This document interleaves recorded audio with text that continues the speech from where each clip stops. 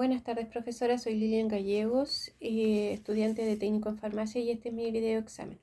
Primera pregunta. Defina con sus propias palabras el significado de biología y microbiología y cómo se relacionan con su área laboral. Biología es una palabra compuesta donde bio significa vida y logía significa ciencia o estudio. Por lo tanto, es el estudio de los seres vivos, incluyendo sus características, origen, evolución, etc.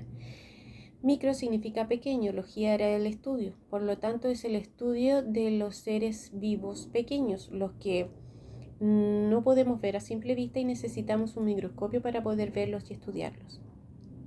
¿Cómo se relacionan con nuestra área laboral? Se relacionan porque trabajamos con personas, las cuales pertenecemos a los seres vivos, que nos infectamos con seres que pertenecen a la microbiología, como las bacterias, virus, hongos, etc. Y que también trabajamos con compuestos que hemos creado para enfrentarnos a estas bacterias, como los antibióticos, los antivirales, los antimicóticos, etc. Segunda pregunta. Explique los mecanismos de resistencia bacteriana y cómo podemos prevenirnos. Bueno, tenemos que aclarar de que las bacterias tienen varios mecanismos de resistencia que pueden transmitir estos mecanismos de resistencia a su descendencia o incluso a otras bacterias, sean o no sean de su misma especie, que son como el sistema inmune, tienen una memoria la cual pueden recordar si se enfrentaron a algún antibiótico y qué antibiótico era y qué mecanismos de defensa lograron contra él. El primer mecanismo es, por ejemplo, la bomba de expulsión o eflujo, que es una bomba que tienen ellas, donde la ocupan para expulsar fuera de sí los desechos y tóxicos creados por su mismo metabolismo. Pero en este caso lo ocupan para sacar al antibiótico de ellas a una velocidad tan rápida de que el antibiótico no puede ejercer un efecto. Por lo tanto, también generan una reducción de la concentración del antibiótico y generan una resistencia. La segunda es una disminución de la permeabilidad de la pared celular al ingreso del antibiótico. ¿Cómo generan esto? Con mutaciones y cambios en las porinas. Por ejemplo, pueden eliminar las porinas donde no entra el antibiótico a la célula, pueden reducir la cantidad de porinas, donde también generan una disminución o una reducción de la concentración del antibiótico, y también pueden generar generar un diámetro más pequeño, reducen el diámetro de las porinas, por lo tanto tampoco ese antibiótico puede entrar, generando así una resistencia. El tercero, una modificación del sitio activo o blanco. ¿Cómo lo hacen? Modificando un aminoácido que genera un blanco diferente. Por lo tanto, el antibiótico no va a tener la afinidad con ese blanco que esperaba, y va a haber una reducción y también una generación de una resistencia. También existe la inactivación enzimática, que producen enzimas que pueden hacer resistencia al antibiótico, como por ejemplo la enzima de la beta-lactamasa, que genera una resistencia ante el ácido clavulánico y todos los antibióticos de la misma línea.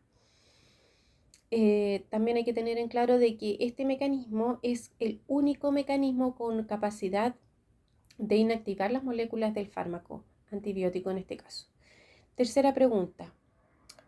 ¿Cómo podemos prevenirlo? Podemos prevenirlo primero que nada con no automedicarnos,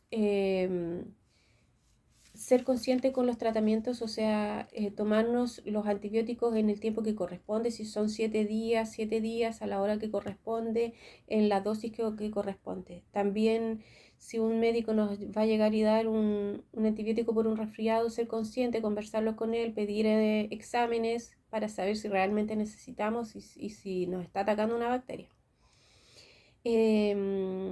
Tercera pregunta. Hable de la importancia del componente valórico en su desempeño y explique cómo resolvería una situación en la cual usted entrega mal un medicamento y la persona vino al día siguiente y solicita hablar con el químico farmacéutico. Bueno, los valores son importantes en todos los trabajos y en la vida en general. En este caso son muy necesarios porque trabajamos con personas, no como por ejemplo con zapatos, que si un zapatero vende mal un zapato, le va a doler al día siguiente los pies a la persona, pero no la va a matar. Nosotros sí, nos podemos equivocar y producir daños graves en la salud de las personas, también podemos matarlas, especialmente si son niños. Así que tenemos que tener mucho cuidado y mucha responsabilidad, ser muy éticos, ser muy responsables, ordenados, concentrarnos en lo que estamos haciendo y muy responsables. Si yo me equivoco y viene una persona al día siguiente, obviamente tengo que tomarlo con mucha responsabilidad, respeto, con una escucha activa hacia la persona, eh, eh, hablar con el químico farmacéutico, asumir que me equivoqué con humildad, pedir las disculpas correspondientes, aprender de mis errores, a lo mejor generando protocolos para no volver a equivocarme ni yo ni mis compañeros, y asumir con mucha responsabilidad, humildad y respeto hacia el paciente o al cliente y aprender de los errores. Y tener en cuenta que trabajamos con personas, con seres vivos a los cuales podemos dañar grandemente. Muchas gracias.